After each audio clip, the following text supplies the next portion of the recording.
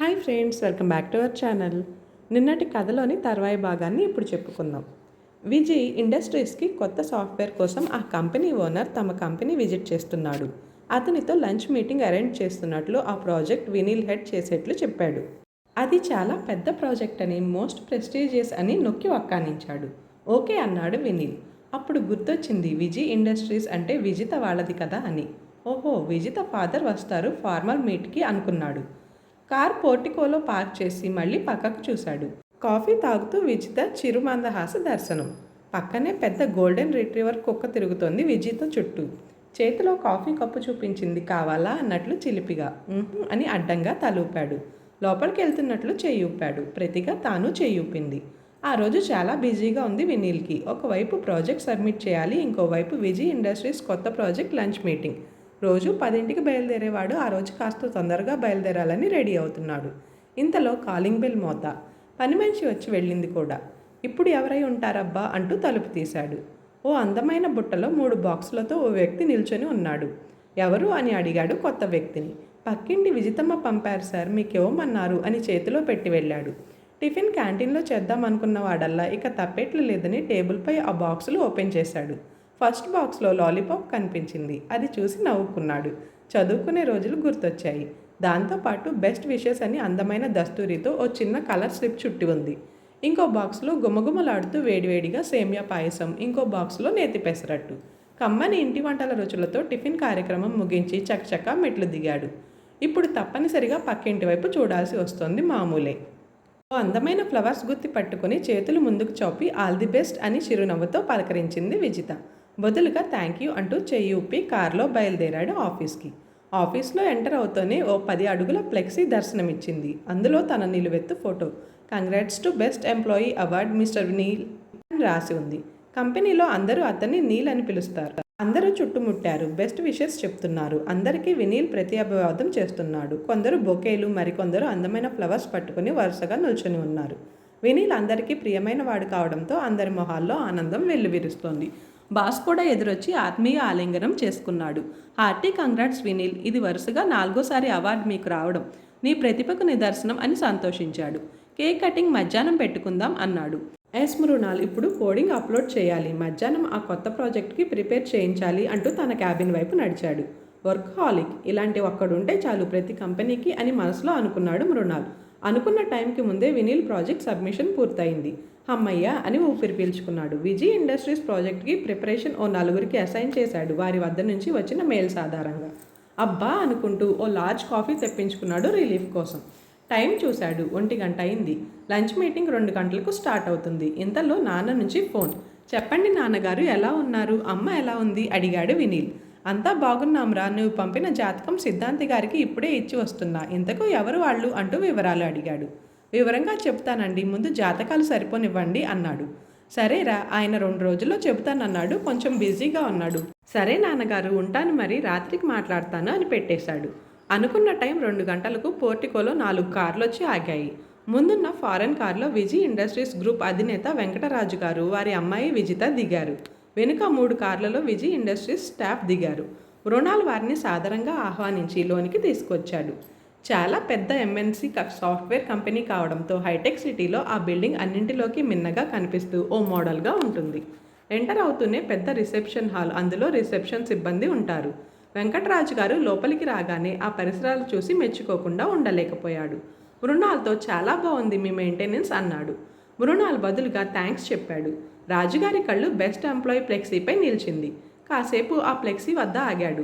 ఎవరి నీల్ అని అడిగాడు. విజిత ఆ ఫ్లెక్సీ వైపు అలానే ఆనందంగా చూస్తూ ఉండిపోయింది. చక్కని సూట్లో వినీల్ మెరిసిపోతున్నాడు. మృణాల్ వివరించాడు. అతను వినీల్ సార్, గత 4 ఏళ్లుగా బెస్ట్ ఎంప్లాయీస్ అవార్డు తీసుకుంటున్నాడు. ఫారెన్లో ఉంటూ డెప్యుటేషన్ మీద 6 నెలల క్రితం ఇక్కడికి వచ్చాడు. ఇక్కడి వాళ్లను ట్రైనింగ్ చేసేందుకు పిలిపించాము అని చెప్పాడు. ఇప్పుడు మీ ప్రాజెక్ట్ చేయబోయే టీం లీడర్ కూడా అతనే అంటూ చెప్తున్నాడు. ఓహ్, వెరీ నైస్ అంటూ మెచ్చుకున్నారు రాజుగారు. కూతురి వైపు చూశాడు. ఎస్ డాడ్, వెరీ నైస్ అంది విజిత మనసులో తెగ సంతోషపడిపోతూ. సార్, ఫస్ట్ లంచ్కి వెళదామా, తర్వాత చిన్న డెమో ప్రజెంటేషన్ ఉంటుంది అన్నాడు మృణాల్. నో, ముందు మీటింగ్ అండ్ డెమో, తర్వాత లంచ్ అన్నారు రాజుగారు. ఎంతసేపు, గంటలో అవుతుంది కదా అని అడిగాడు. ఎస్ సార్, గంటలోపే అవుతుంది అని బదులిచ్చాడు మృణాల్. మీటింగ్ హాల్కి రమ్మని వినీల్కి కబురు పంపాడు. రాజుగారు విజిత వెంట వచ్చిన విజయ్ ఇండస్ట్రీస్ స్టాఫ్ మీటింగ్ హాల్లో కూర్చున్నారు. వినీల్ అతని బృందం మీటింగ్ హాల్లోకి వచ్చారు. ఫుల్ సూట్లో వినీల్ సినీ హీరోలా మెరిసిపోతున్నాడు. అతన్ని చూడగానే వెంకటరాజు చాలా ఇంప్రెస్ అయ్యాడు. ఇక విజిత ముగ్ధమోహనం అయింది. విజిత వస్తుందని ఊహించని వినీల్ ఆమెను చూడగానే ఒకంత ఆశ్చర్యం, ఆనందం రెండూ ఏకకాలంలో కలిగాయి. కళ్ళతోనే విజితను పలకరించాడు నవ్వుతూ. మృణాల్ వినీల్ని అతని టీంని పరిచయం చేశాడు. వెంకటరాజు గారు కూడా తన స్టాఫ్ని పరిచయం చేశాడు. కరచాలనాలు అయిన తర్వాత ప్రత్యేకంగా తన కూతురు విజితను పరిచయం చేశాడు డాక్టర్ విజిత అంటూ. ఆ అమ్మాయి ఇప్పటి వరకు మా కంపెనీ మీటింగ్స్ దేనికి అటెండ్ కాలేదు. ఎన్నిసార్లు బ్రతిమాలినా మా ఇండస్ట్రీస్ని కూడా విజిట్ చేయలేదు. కుటుంబ స్నేహితులు కాబట్టి అపోలో హాస్పిటల్స్లో డాక్టర్గా చేస్తుంది కాలక్షేపం కోసం. ఈరోజు ఎందుకో తనే ఉత్సాహంగా నాతో వస్తానంది. ఈరోజు నాకు చాలా స్పెషల్ డే అని ఆనందంగా చెప్పారు రాజుగారు. ఇక నా పనులన్నీ మా అమ్మాయి చేతిలో పెట్టేయొచ్చు అన్న నమ్మకం కలిగింది. ఓ వెరీ గుడ్ సార్ అని మెచ్చుకున్నాడు మృణాల్. ఇంకేం సార్, బాధ్యతలు మీ అమ్మాయి చేతిలో పెట్టండి, తనే చూసుకుంటుంది అన్నాడు. ఏమ్మా ఏమంటావు అని అడిగారు రాజుగారు. షూర్ డాడ్ అంది విజిత కాన్ఫిడెంట్గా. సార్, విత్ యువర్ పర్మిషన్ వినీల్కి శుభాకాంక్షలు తెలిపి సత్కరించమని కోరుతున్నాను అన్నాడు మృణాల్. అతని చేతిలో బెస్ట్ ఎంప్లాయ్ అవార్డ్, సావనీర్, ఇంకొన్ని బహుమతులు ఉన్నాయి వినీల్ కోసం. తప్పకుండా మా కొత్త చైర్మన్ కాబోతున్న మా అమ్మాయి చేత చేయిస్తాను అన్నారు రాజుగారు సంతోషంగా. ఏమ్మా ఓకేనా అన్నాడు విజిత వైపు చూస్తూ. సరే డాడ్ అంది విజిత. పెద్ద హాల్ కాబట్టి స్టాఫ్ అందరూ వచ్చారు వినీల్ సెలబ్రేషన్స్ కోసం. అంతమందిని చూడటం రాజుగారికి విజితకి సంతోషం వేసింది. ఒక పెద్ద కేక్, దానిపై కంగ్రాట్స్ నీల్ అని రాసి ఉంది. మృణాల్ విజితని ఆహ్వానించాడు నీల్ని సత్కరించడానికి. కెంపు రంగు చీరలో మిలమిలా అందంగా మెరిసిపోతున్న విజితని చూసి అక్కడ ఆడవాళ్ళందరూ అబ్బా ఎంత అందం అనుకోకుండా ఉండలేకపోయారు. మృణాల్ అందించిన గులాబీ బొకేని వినీల్ చేతికి అందించింది విజిత. అతని కళ్ళల్లోకి చూస్తూ కంగ్రాట్స్ నీల్ అంది. థ్యాంక్ యూ అన్నాడు వినీల్. మేడం కేక్ కట్ చేయించండి అంటూ నైఫ్ ఇచ్చాడు విజితకి. ఆమె చేతి నుండి వినీల్ నైఫ్ తీసుకున్నాడు. ఎక్కడ తను చేయి పట్టి కట్ చేయిస్తుందోనని. అది గమనించి విజిత నవ్వుకుంది. విజిత ఊరుకున్నా అక్కడ లేడీ స్టాఫ్ ఊరుకోలేదు. వినీల్ అంటే అందరికీ వాళ్ళ మాలిన అభిమానం, ప్రేమ. అందరూ వచ్చి వినీల్ చేయి పట్టి కేక్ కట్ చేయించారు. మహామొహమాటంతో కూడిన సిగ్గుపడిపోయాడు వినీల్. అందరూ కేక్ తీసుకుని అతని నోట్లో కుక్కారు. కొందరైతే మొహానికి రాశారు. ప్లీజ్ ప్లీజ్ అంటున్నా వినీల్ మాటలు వారు వినిపించుకోలేదు. ఒక అమ్మాయి అయితే ముద్దు పెడతా జాగ్రత్త అని చెవిలో చెప్పి బెదిరించింది. అమ్మో ప్లీజ్ మీను అని వారించాడు. పక్కనే ఉన్న విజిత అన్నీ వింటూ మనసులో నవ్వుకుంటోంది. ఈ ప్రవరాఖ్యుడికి ఇంతమంది లేడీ ఫ్యాన్స్ ఉన్నారా ఇక్కడ అని ఆశ్చర్యపోయింది. వెంకటరాజు గారు దూరం నుంచి వేడుకల్ని గమనిస్తున్నారు. వినీల్ అంటే ఎందుకో అతనికి చాలా సదభిప్రాయం. మంచి నడవడిక, హుందా ప్రవర్తన, అంతకు మించి కొత్త వాత్సల్యం కూడా కలిగింది. లేచి వినీల్ దగ్గరకు వచ్చాడు. డాడీ రావడం చూసి విజిత ఆసక్తిగా చూసింది. ఎందుకా అన్నట్లు. మృణాల వైపు తిరిగి మీ కంపెనీ తరపున మీ బహుమానాలు వినీల్కి ఇచ్చారు. మీ పర్మిషన్తో నేను ఇది ఇస్తున్నాను అని తన చేతికున్న లావుపాటి గోల్డెన్ బ్రాస్లెట్ తీసి వినీల్ చేతికి తీసుకొని అలంకరించాడు. అయ్యో సార్ ప్లీజ్ అని వినీల్ వారిస్తున్నా వినిపించుకోలేదు రాజుగారు. ఇది నీ ప్రతిభకు, నమ్రతకు నాకు తోచిన చిన్న బహుమానం, కాదనకు, గాడ్ బ్లెస్ యూ అని దీవించాడు. మొహమాట పడుతూనే థ్యాంక్ యూ సార్ అని కృతజ్ఞతాపూర్వకంగా అభివాదం చేశాడు. తండ్రి చర్యకు విజిత ఉబ్బి తబ్బిబ్బయింది. తన పర్స్లోంచి లాలీపాప్ తీసి షేక్ హ్యాండ్ ఇస్తున్నట్లు వినీల్ చేతిలో పెట్టింది. అది చూసిన వినీల్ ఎవరైనా చూస్తారేమోనని టక్కున జేబులో పెట్టుకుని థ్యాంక్స్ అన్నాడు విజితతో. కొంతసేపటి తర్వాత వినీల్ మరియు అతని టీం, వెంకటరాజు గారు, అతని స్టాఫ్ తప్ప అందరూ మీటింగ్ హాల్ నుంచి నిష్క్రమించారు. వినీల్ ప్రెజెంటేషన్ మొదలుపెట్టాడు. అతనికి సహాయంగా నలుగురు అక్కడే కూర్చొని పవర్ పాయింట్ తాలూకు స్లైడ్స్ వేస్తున్నారు. మృణాల్ అక్కడే కూర్చొని గమనిస్తున్నాడు. ఏదైనా టాపిక్ వినీల్కి వదిలితే ఇక అతను ట్రాన్స్లోకి వెళ్ళిపోతాడు. అంత డెడికేషన్ ఉంది ప్రొఫెషన్ మీద. అందుకే మంచి పేరు తెచ్చుకోగలిగాడు. విజితకి వినీల్ చెప్పేదేమీ వినిపించడం లేదు. తదేకంగా అతన్నే చూస్తూ ఊహల్లో తేలుతుంది. చాలా క్రిస్పీగా 10 నిమిషాల్లో జీ ఇండస్ట్రీస్ అవసరాలను బట్టి ఒక అద్భుతమైన సొల్యూషన్ ఇచ్చాడు వినీల్. అతని వివరణ వెంకటరాజు గారికి, అతని బృందానికి తెగ నచ్చేసింది. వారు చాలా ప్రశ్నలు సంధించారు. ప్రతిదానికి ఓపికగా తడుముకోకుండా శతవిధాల వివరణ ఇచ్చాడు Vineel. Vijay industries coding team కూడా తమ సందేహాలు వెలిబుచ్చారు. వారికి కూడా తెలియని కొన్ని అద్భుతమైన పరిష్కారాలను చెప్పాడు వినీల్. వారందరూ అతన్ని మెచ్చుకోకుండా ఉండలేకపోయారు. అందరూ లేచి స్టాండింగ్ ఓవేషన్ ఇచ్చారు. కరతాళ ధ్వనులు మిన్నుముట్టాయి. మృణాల్, రాజుగారు, విజిత వారితో జత కలిపారు ఆనందంగా. విజితకైతే వినీల్ని అలా చూస్తుంటే స్కూల్లో అతని విశ్వరూపం సాక్షాత్కరించింది. అందుకే అంత క్రేజ్ వినీల్ అంటే అందరికీ అనుకుంది. వెంకటరాజు గారు లేచి, నేను మొదటిసారి ఇలాంటి సాఫ్ట్వేర్ మీటింగ్కి రావడం, అది మా అమ్మాయి విజిత ప్రోద్బలంతో వచ్చాను. మామూలుగా అయితే మా స్టాఫ్ తామే ఇటువంటి మీటింగ్స్కి అటెండ్ అయ్యి నిర్ణయం తీసుకుంటారు. ఇక్కడికి రావడం, వినీల్ వివరణ వినడం చాలా సంతోషంగా ఉంది. సాఫ్ట్వేర్ గురించి ఏమీ తెలియని నాకు కూడా చక్కగా అర్థమైంది. అందుకు వినీల్కి మనఃపూర్వక కృతజ్ఞతలు. ఈ ప్రాజెక్ట్ మీ కంపెనీకే ఇస్తున్నాము.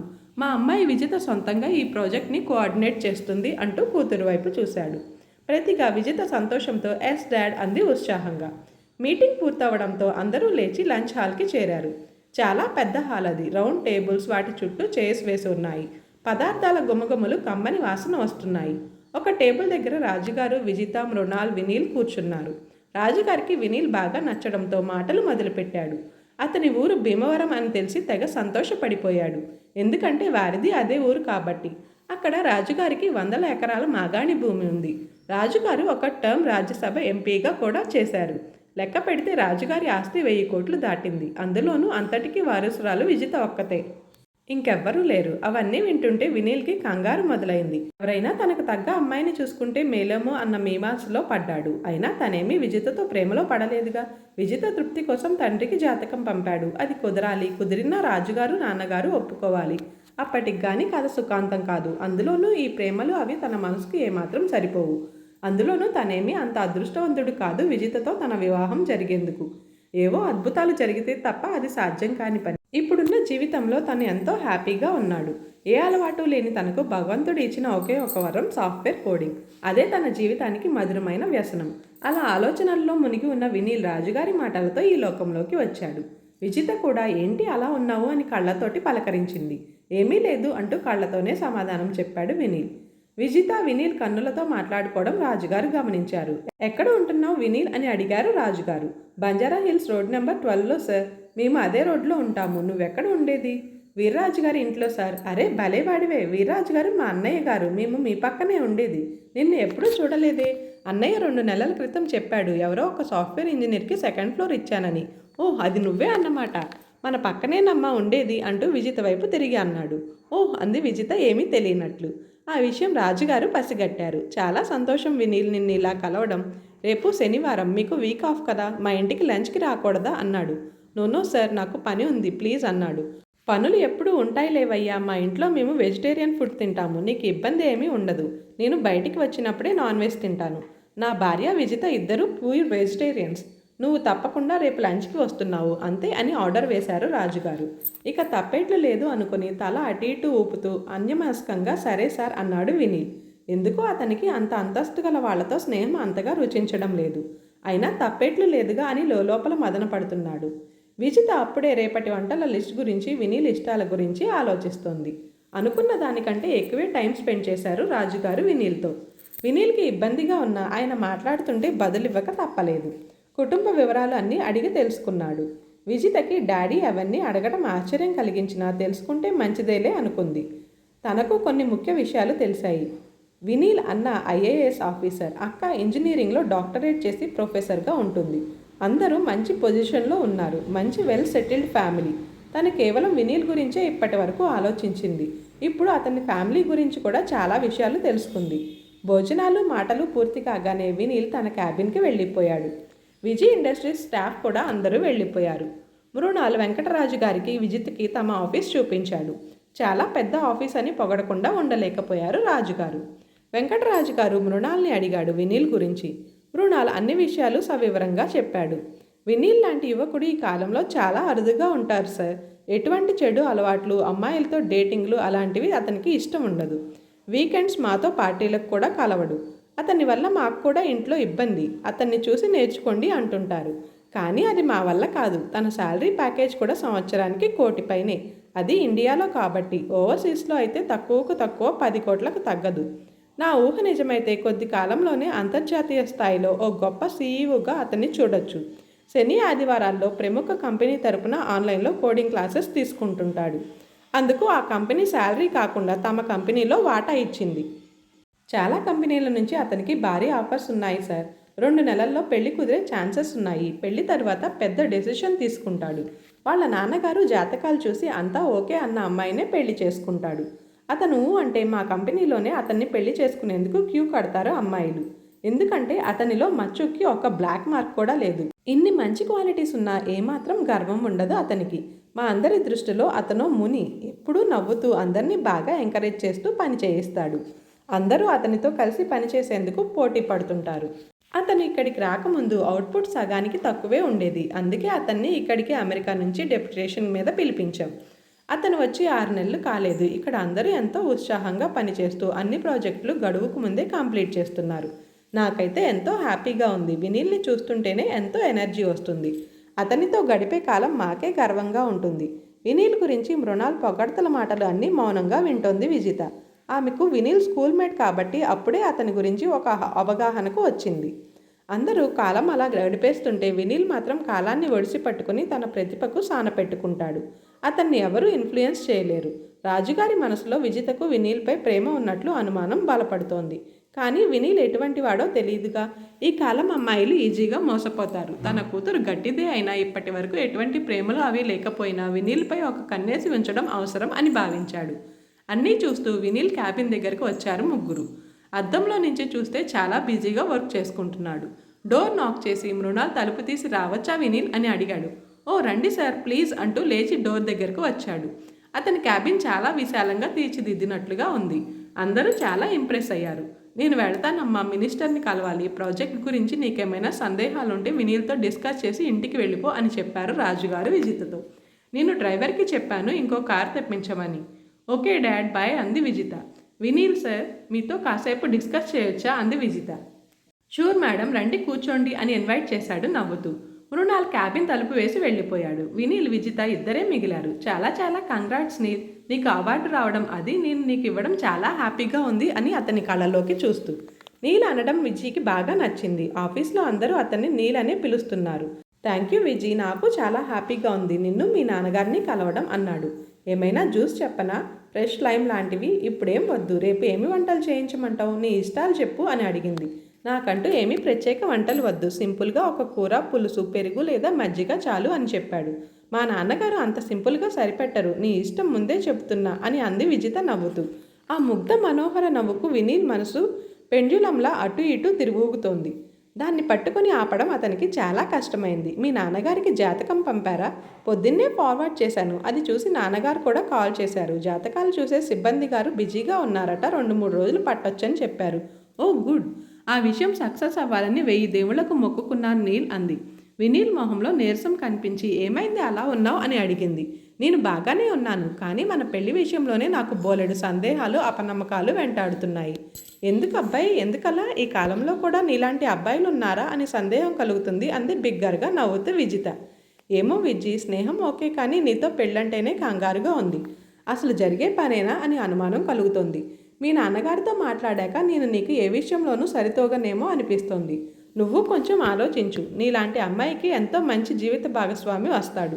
నన్నెందుకు కోరుకుంటున్నావో అస్సలు అర్థం కావడం లేదు అని తల పట్టుకున్నాడు. నీల్ ప్లీజ్ అలా మాట్లాడకు. ఇది ఇప్పటి నిర్ణయం కాదు. మన స్కూల్ రోజుల్లో నిన్ను చూసిన మొదటి రోజే నువ్వు నాకు ఎంతో నచ్చావు. నా ఆస్తులు నీకు ఇబ్బంది అనుకుంటే అవి వదులుకొని నీతో వస్తాను. అయినా అంత దూరం ఆలోచనలు ఎందుకు? ఇంకా ఏం మాటలు జరగలేదు కదా. మా నాన్నగారికి నేను ఇంకా చెప్పలేదు. అప్పుడే ఎందుకు అంత నిరాశ అని అతను చేతుల్ని తన చేతుల్లోకి తీసుకుని ప్లీజ్ ఆ ఆలోచనలు మానే, హ్యాపీగా ఉండు. అంతా హ్యాపీగానే జరుగుతుంది.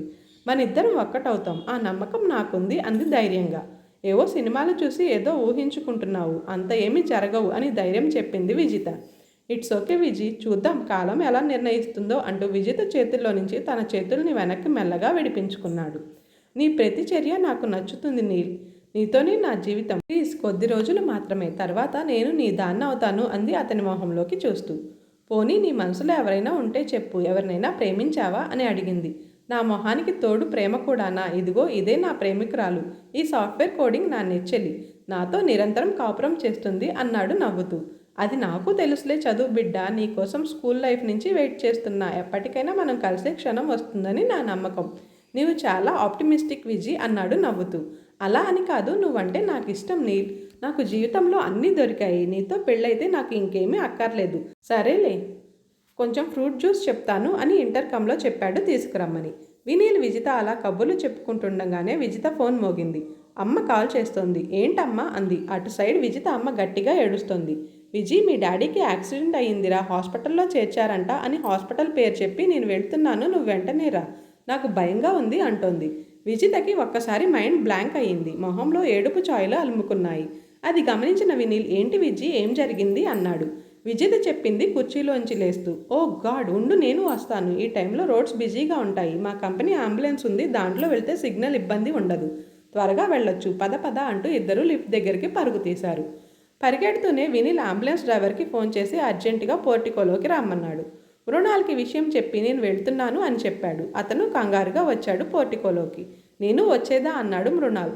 నో మృణాల్, నేను మేనేజ్ చేస్తాను అని చెప్పాడు వినీల్. అంబులెన్స్లోకి ఎక్కిన వినీల్ విజితకి చెయ్యి అందించాడు ఎక్కేందుకు. ఇద్దరు అంబులెన్స్లో వెనుక కూర్చున్నారు. విజిత వినీల్ ప్రక్కనే కూర్చుంది.